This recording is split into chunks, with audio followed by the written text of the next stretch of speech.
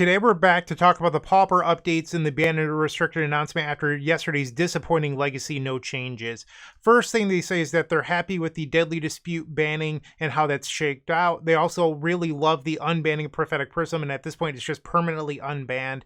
They then talk about the win percentage of High Tide and how it's just 50% against the field, and it's got an abysmal win rate against decks like Fairies at 10%, and then sub 30 win percent against the popular Rakdos burn decks. Just awful win percentage against the top decks in the format.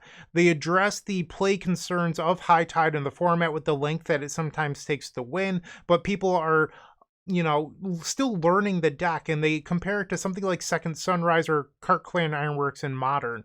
And then they go on to compare it to Cycle Storm, which is something I talked about in a previous short, where they talk about how it can sometimes take a long time to win, but the play rate of Cycle Storm is less. And then they talk about the win rate, and Cycle Storm actually has a higher win rate than High Tide. How crazy is that? Cycle Storm forever. Super happy to hear that. But then they talk about how their opinions on High Tide are still evolving, and how there's Pauper again coming up, and they're going to look at the data from that event, but also player sentiment, and that they're not going to wait all the way until November 24th to make a decision. There will be an update before then.